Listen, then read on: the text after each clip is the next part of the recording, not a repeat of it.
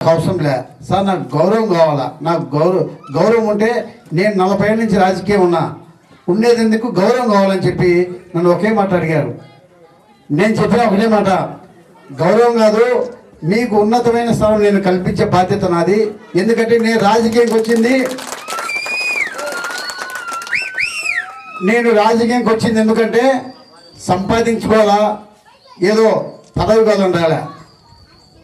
మన తెలుగుదేశం పార్టీ నమ్ముకొని ఉన్నటువంటి వ్యక్తులకు సరైన గుర్తింపు కానీ సరైన మేలు చేయాలా, నియోజకవర్గానికి అభివృద్ధి చేయాలని ఆకాంక్షతో నేను రాజకీయానికి వచ్చానని చెప్పి ఆయనకు మనస్ఫూర్తిగా చెప్పడం జరిగింది. ఆయన ఆలోచన కూడా చెప్పారు, 1985లో మా ఒలిపంట తెలుగుదేశం పార్టీ కంచుకొట్టుగా ఉన్నది. ఈసారి అదే ఆ రోజు 1985లో ఏ రకం జరిగిందో ఈసారి మేము ఖచ్చితంగా మేము అందరం కలిసి మా ఇంతకుముందు ఉన్నటువంటి తెలుగుదేశం పార్టీ కార్యకర్తలు మేము అందరం కలిసి ఏకపక్షంగా ఇక్కడ ఐక్యతగా ఉండి ఎక్కడ కానీ మాలో ఒకరికొకరు భేదాభిప్రాయం లేకుండా ఖచ్చితంగా తిరిగి మళ్ళీ 1985లో ఏ రకంగా తెలుగుదేశం పార్టీకి ఓట్లు వేసినామో అదే రకంగా వేస్తామని చెప్పి ఆయన మనసులో ఉన్నటువంటి మాట చెప్పడము చాలా గొప్ప విషయం. ఎందుకంటే ఎంతోమంది ఏదో ఆశించి పార్టీకి వస్తారు, ఆయన వీళ్ళు ఆశించి కాదు, గౌరవం కోసం పార్టీకి వచ్చారు. ఖచ్చితంగా వారికి గౌరవం ఇచ్చే బాధ్యత. నేను కూడా రాజకీయంలో 2014 వచ్చినా నాకు ఓడిపోయినా, 2019 వచ్చినా ఓడిపోయినా, అయినా కూడా నాకు అనుభవం లేదు అప్పుడు. ఇప్పుడు రాజకీయానికి కూడా కావాల్సింది అనుభవం ఇంపార్టెంట్. ఇప్పుడు అనుభవం వచ్చిన తర్వాత ఏ కార్యకర్త ఎటువంటి వాళ్ళు ఎవరైనా మాకు బాగా తెలిసిపోయింది. నాకు కూడా నియోజకవర్గాన్ని నా కోరిక ఒకటే, ఒక కోరిక, నియోజకవర్గంలో ఎవరు చేయనటువంటి అభివృద్ధి చేయాలనే నా కోరిక. దాంట్లో కూడా నేను ఎన్నుకోవడం జరిగింది కొన్ని అభివృద్ధి కార్యక్రమాలు. లాస్ట్ 2014 నుంచి 2019లో సుమారు 950 కోట్ల నిధులు తీసుకొచ్చి అభివృద్ధి చేసిన. అయినా కొన్ని అభివృద్ధి చేసే కానీ కొన్ని సక్రమంగా అభివృద్ధి చేయలేకపోయాం. ఇక్కడనే తిప్పిడిపల్లకు లిఫ్ట్ ఇరిగేషన్ స్కీమ్ కావాలని చెప్పి నేను ఆ రోజు రాత్రి పగలు కష్టపడి ఎస్టిమేట్ శాంక్షన్ చేసి, ఎందుకంటే ఒక్కసారి చేసిన పని ఎవరు చేయకూడదనే ఉద్దేశంతో నేను ఎస్టిమేట్ తీసుకొచ్చి శాంక్షన్ చేసి టెండర్ పిలిస్తే అది ఈ పార్టీ వచ్చిన తక్షణ క్యాన్సిల్ చేశారు. ఇంతకుముందు కసిగా పని చేయాలి, మా ఊర్లో నేను మెజారిటీ తీసుకొస్తాను అని చెప్పి కూడా కొత్తపేట పంచాయతీలో నారాయణ రెడ్డి ఛాలెంజ్ చేశారు. నా ఒక్క ఓటు మా ఊర్లో ఇంతకుముందు 200 ఓట్లు మెజార్టీ వచ్చాయి, మా ఊర్లో ఖచ్చితంగా ఒక్క ఓటైన మెజార్టీ తీసుకురాకుండా నేను రాజకీయాన్ని విరమిస్తానని చెప్పారు. ఖచ్చితంగా పట్టుబట్టి మాట చెప్పారు.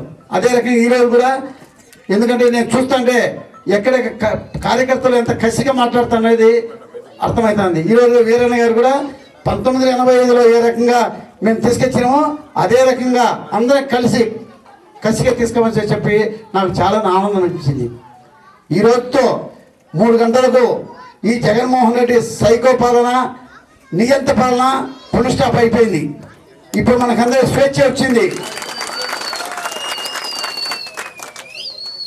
నీతి నిజాయితీగా పరిపాలించే నాయకునికి ఓటేసే హక్కు ఈరోజు మీకు అందరికి వస్తుంది.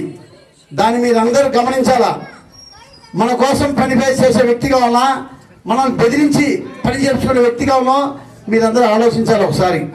ఈ నాయకుడు జగన్మోహన్ రెడ్డి మనం బెదిరించి అధికారం క్షేత్రం ఉందని చెప్పి పోలీసు అడ్డం పెట్టుకొని మన చేత బెదిరించి పని చేయించారు.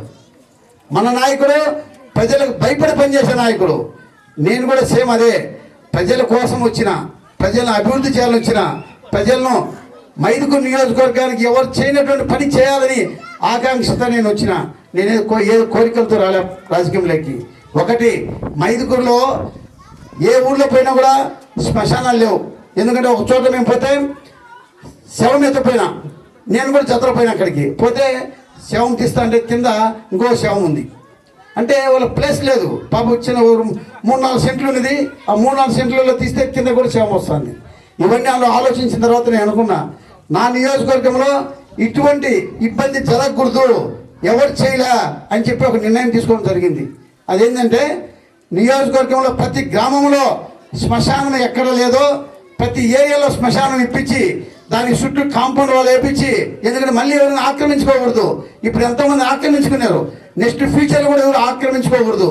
అటువంటి ఆక్రమించుకోకుండా ఒక బోర్ వేసి ఒక రూమ్ కట్టించి ఒక ట్యాంకీ, వాటర్ ట్యాంకీ కట్టాలని చెప్పి ఫస్ట్ నిర్ణయం తీసుకోవడం జరిగింది. రెండోది, భూములు ఉన్నాయి బ్రహ్మంగార మఠం దగ్గర, కానీ కొన్ని ఏరియాలో డీకేట్ భూములు ఉన్నాయి. డీకేట్ భూములు బడా నాయకులు 100 ఎకరాలు 150 ఎకరాలు ఆక్రమించారు. కొంతమంది గురువు భూములు లేవు. అటువంటి ఎవరు భూములు లేకుండా ఉన్నటువంటి వారికి అందరికీ కూడా ఖచ్చితంగా ఈ బడా నాయకుల దగ్గర ఉన్న భూములు క్యాన్సిల్ చేపించి వారికి ప్రతి ఒక్కరికి భూములు ఇప్పించే బాధ్యత తీసుకోవాలని చెప్పి రెండో నిర్ణయం చేసుకోవడం జరిగింది. అదే రకంగా మన మైదుకూరు నియోజకవర్గానికి కేసీ కెనాల్ కింద సుమారు 90,000 ఎకరాలు ఉంది. 90,000 ఎకరాలు ఉంటే మొదటిసారి పంట పండించడానికి కృష్ణా వాటర్ వస్తాయి. రెండోసారి పండించాలంటే మనకు అవకాశం లేదు. అయినా మన నియోజకవర్గానికి అవకాశం ఉంది. రాజోలు ఆనకట్ట కట్టిన 2-3 టీమ్స్ నీళ్లు స్టాక్ చేస్తే ఇరగారు పండించుకోవచ్చు. ఇరగారు పండించుకుంటే నా రైతులు బాగుపడతారు. ఖచ్చితంగా రేపు మన ప్రభుత్వం వచ్చిన తర్వాత రాజోలు ఆనకట్ట కట్టడానికి ఖచ్చితంగా ప్రయత్నం చేసి కట్టిస్తానని చెప్పి సందర్భంగా మీకు తెలియజేసుకుంటున్నా. ఇంతమంది నాయకులు ఉన్నారు. 2008లో శిలాపథకం వేసిండ్రు, 2019లో మళ్ళీ ఒక శిలాపథకం వేసిండ్రు. ఈ 2019లో శిలాపథకం పెట్టేశారంటే టెండర్ కూడా పిలిచేశారు. పిలిచి 2,000 కోట్లు టెండర్ పిలిచి కుందు నదిని డెవలప్ చేయాలని చెప్పి కుందు నది ఒకటి, లిఫ్ట్ ఇరిగేషన్ స్కీమ్ ఒకటి, రాజోలు ఆనకట్ట కట్టాలని ఈ 3 స్కీములతో 2,000 కోట్లు టెండర్ పిలిచిండు. అయితే రాజోలు ఆనకట్ట కట్టలే, ఆ తర్వాత లిఫ్ట్ ఇరిగేషన్ స్కీమ్ కట్టలే, కుందు నదిలో ఉన్నట్టు ఇసుకను మాత్రము ఖచ్చితంగా అందరూ అమ్ముకున్నారు. ఒక్కొక్క లారీ వచ్చి 20,000, 25,000, 30,000తో దౌర్జన్యంగా అమ్ముకొని, కాదు నేను చెప్పేది బాబు, మీకు ఒక ఊరని కాదు, శ్మశానాలు ప్రతి గ్రామము మన నియోజకవర్గంలో సుమారు 350 గ్రామాలు ఉన్నాయి. 350 గ్రామాల్లో ఎక్కడెక్కడ శ్మశానాన్ని ఎవరు ఆక్యుపై చేసినా దాన్ని విశదీకరించి ఓపెన్ చేపించి దానికి కాంపౌండ్ కట్టించి శాస్త్రమైన పట్టుకోండి. మీ మిట్రాంపల్లి ఎవరు చెప్తారు? టోటల్ చెప్తాను, మిట్రాంపల్లి చెప్తా. టోటల్గా కాదు చెప్పేది ఏంటంటే, టోటల్గా నియోజకవర్గంలో చాలా ఇబ్బంది పడుతున్నారు. దాన్ని ఇబ్బంది పడకుండా చేయాలని నా మొదటి ఆకాంక్ష. అది చేయాలంటే ఏం చేయాలా? మీరందరూ అధికారం ఇవ్వాలా. మీరు అధికారం ఇవ్వాలంటే ఇప్పుడు అవకాశం వచ్చింది. అవకాశం ఇచ్చే మీరందరూ రేపు జరగబోయే ఎలక్షన్లో, ఎందుకంటే మనకి మే 13 వచ్చింది, ఎలక్షన్ నోటిఫికేషన్ కూడా వచ్చేసింది, ఇంకా 2 నెలలు ఉంది. మీరు బాగా ప్రతి ఒక్కరూ ఇక్కడ వచ్చినటువంటి కార్యకర్తలందరూ గమనించాలా. ప్రతి బూత్లో మీరు అందరూ కూడా, ఎందుకంటే ఏ బూత్కి ఆ బూత్ 1000 ఓట్లు 2,000 ఓట్లు ఉండవు, 1,200 1,300 ఓట్లు ఉంటాయి బూత్లో. ప్రతి బూత్ ఏజెంట్ ఫిక్స్ చేసినాం. ఆ బూత్లో ఉన్నటువంటి పరిధిలో ఉన్నటువంటి లీడర్లు ఆ బూత్లో ప్రతి ఇంటింటికి ప్రతి ఓటర్ను 10 నుంచి 15 సార్లు అడగాలి ఓటును. అప్పుడు అడిగినప్పుడే వ్యతిరేక ఓటు అనేది చాలా ఉంది. ఆ వ్యతిరేక ఓటు మనం రావాలంటే మనం పై చెప్పాలా. ఈ వాళ్ళేం చెప్పుడు వాలంటీర్ ఉంది. ఇంకొకటి మీరు వాలంటీర్ల వాళ్ళు మన మీద ఏవో తప్పుడు సమాచారం చెప్పిండ్రు ఇంతవరకు. ఈ పథకాలు తెలుగుదేశం పార్టీ వస్తే ఈ పథకాలు ఉండవు, పోతాయని మీకు చెప్పిండొచ్చు. మీరు ఎవరు కార్యకర్తలు కానీ మీకు అని చెప్పేది ప్రజలకు తెలియజేయాల్సిందంటే, ఇంతకుముందున్న పథకాలు ఒక్క పథకం కూడా పోదు. సేమ్ పథకాలు అట్నే ఉంటాయి, కానీ ఇంకా మనం పథకాలు ఎక్కువ ఇస్తాం. సూపర్ 6 అని మన చంద్రబాబు నాయుడు ఆల్రెడీ అనౌన్స్మెంట్ కూడా చేశారు. అవి కూడా మేము ఇస్తామని చెప్పి మీకు తెలియజేసి ప్రజలకు చెప్పాలా. ఈ ఇంకోటి వాలంటీర్లు, ఇప్పుడు ఎలక్షన్ నోటిఫికేషన్ వచ్చేసింది ఈరోజు. వాలంటీర్స్ ఎక్కడే కానీ మీరందరూ గమనించాలా. వాలంటీర్స్ ఎక్కడైనా పార్టీ పరంగా పని చేస్తే వాళ్ళ ఫోటోలు ఎత్తుకోండి, ఇమ్మీడియట్గా వాళ్ళ సస్పెండ్ చేస్తానని చెప్పి కూడా కలెక్టర్ డైరెక్షన్ ఇచ్చారు. మీరు ఎవరైనా పని చేస్తే ఇమ్మీడియట్గా ఫోటోలు ఎత్తవలసిందిగా మిమ్మల్ని అందరూ కోరుకుంటున్నా. ఇంకొకటి మీకు అందరికీ తెలియజేసేది అంటే, మనలో ఎక్కడెక్కడ ఏమున్నా కూడా, మనలో సమస్యలు ఏమున్నా కూడా మన ఆశయం ఒకటే, గెలవాలి.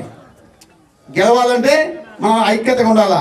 మనలో ఎన్ని సమస్యలు ఉన్నా కూడా పక్కన పెట్టి మనం గెలిపే ఆశయం అనే భావనతో మనం అందరం పోవాలి. ఎక్కడైనా ఎవరైనా మన పార్టీలో వస్తామంటే కదా మనకు వ్యతిరేకంగా ఓట్లను కూడా మనం చేర్చుకొని ప్రతి ఓటును కూడా విలువైన ఓటు. మన 2019లో విజయవాడలో జరిగింది. 15 ఓట్లతో ఓడిపోయిండు. అంటే అది 2,70,000 ఓట్లు నియోజకవర్గానికి 15 ఓట్లతో ఓడిపోయిండు. అంటే 15 ఓట్లు అంటే ఓన్లీ 8 ఓట్లు వచ్చింది గెలిచేవాడు. అంటే మనకు 2,10,000 ఓట్లు ఉన్నాయి కాబట్టి ఒక్క ఓటును కూడా ఎక్కడెక్కడ వచ్చేది ఓటును మనము వదలకూడదు. ఖచ్చితంగా ప్రతి ఒక్కరిని మన దగ్గర తీసుకోవాలా. మీకున్న కార్యకర్తలు ఒకటే, మన యుగలు తగ్గించుకొని వచ్చేవాడిని ప్రతి ఒక్కరిని దగ్గర తీసుకొని ఓటు శాతము ప్రతి బూత్లో మెజారిటీ తీసుకొచ్చే బాధ్యత తీసుకోవాలా.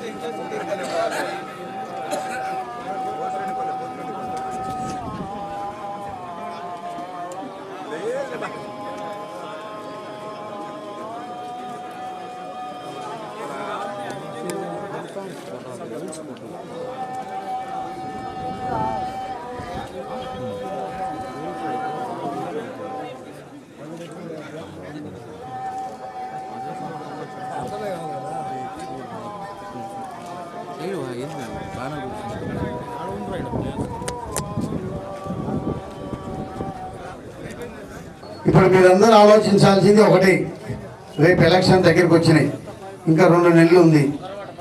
ఇప్పుడు ప్రతి బూత్లో 1000 నుంచి 1200 ఓట్లు ఉంటాయి. ఆ బూత్లో ఉన్నటువంటి పరిధిలో ఉన్నటువంటి లీడర్లు ప్రతి ఇంటింటికి 10 నుంచి 15 సార్లు తిరగాల. అంటే ఒక బూత్లో 1000 ఓట్లు ఉంటాయి కదా, తెలుగుదేశానికి 300 ఓట్లు ఉంటాయి, వైకాపాకి 300 ఓట్లు ఉంటాయి, ఇంకా మిడిల్ ఉండే 400 ఓట్లు ఉండేది. ఆ 400 ఓట్లను మనం ఈ వ్యతిరేకత ఉన్నటువంటి మనం మన సైడ్ తిప్పుకోవాలా.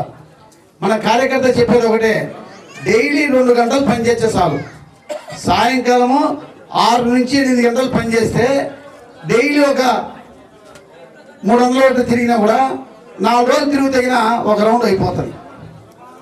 ఆ 4 రోజులు తిరిగినప్పుడు వైకాపాలు మనం ఏమి చెప్పిన వాళ్ళు ఓట్లు లేరు కాబట్టి వాళ్ళు వదిలేయచ్చు.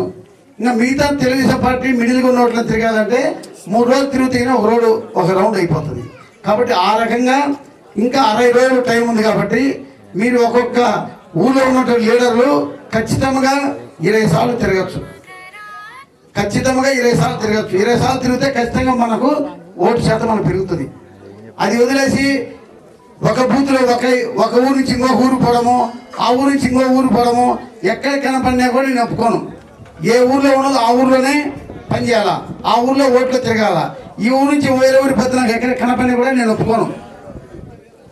అతను ఇంకోటి మళ్ళీ చెప్తున్నా, మీకు అందరికీ కూడా పార్టీ గెలవాలంటే మనం కూడా స్టిక్ ఉండాలా. స్టిక్ లేకుండా మెత్తకుంటే పని జరగదు. మీరు రేపు జరగబోయే ఎలక్షన్లో ఏ బూత్లో ఎన్ని ఓట్లు వస్తాయో ఆ ఓట్లను బట్టే మీ పనితనం కూడా ఉంటుంది. ఓట్లు లేకుండా ఉండి నా దగ్గరికి వచ్చి ఆ పని చేయాలా ఈ పని చేయాలంటే నేను కూడా అట్నే చెప్తా. మీరు నిజాయితీ పని చేయండి. ఏ బూత్లో మెజారిటీ తీసుకొచ్చే వాళ్ళకి అంతే గౌరవం ఇస్తా, అంతే ప్రాధాన్యత ఇస్తా, మీకు అంతే గౌరవం ఇస్తా. ఖచ్చితంగా మీరందరూ ఆలోచించి ప్రతి ఒక్కరు కూడా ఓట్ను తీసుకొచ్చేందుకు మీరు ప్రయత్నం చేయాల్సింది. ఇప్పుడు నేను ఒక్కడే చేసేం చేయలేదు, నేను మిమ్మల్ని మీకు చెప్పగలుగుతా అంతే. గ్రౌండ్లో చేసేది ఎవరు? మీరు. గెలవాలంటే మీరు సాధించాలా. ఇప్పుడేమో ఈ వైకాపా నాయకులు అంటారు, అయ్యా మాకు 30,000 ఓట్లు ఉన్నాయి. ఒక్క నిమిషం ఉంది బాబు, మీరు అర్థం చేసుకోవాలా.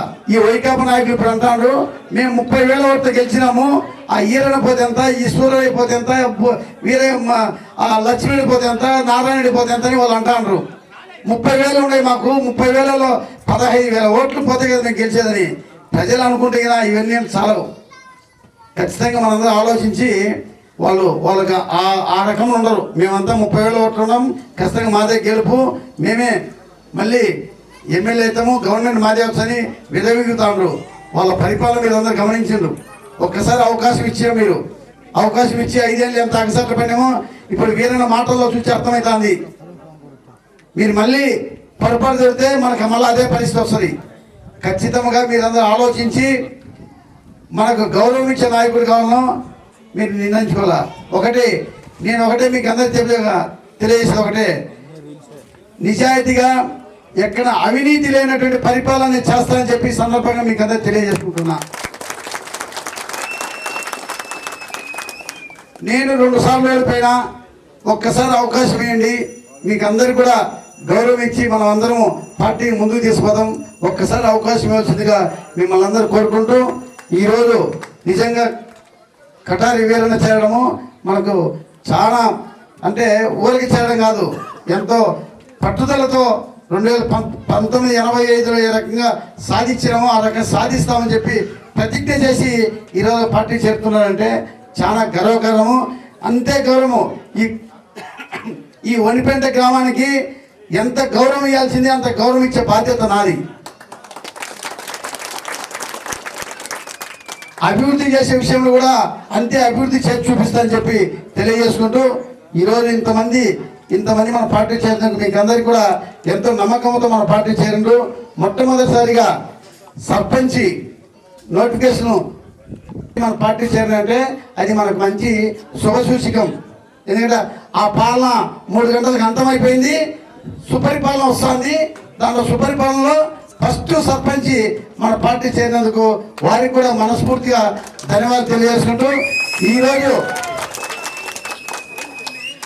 ఈరోజు నియంత్ర పాలన అయిపోయిన తర్వాత మొట్టమొదటిసారిగా వనిపెంట గ్రామంలో ఇంత అద్భుతంగా చేరినందుకు మీకు ఎల్లవేళలా రుణపడి ఉంటామని చెప్పి ఈ సందర్భాన్ని తెలియజేసుకుంటూ సెలవు తీసుకుంటున్నా.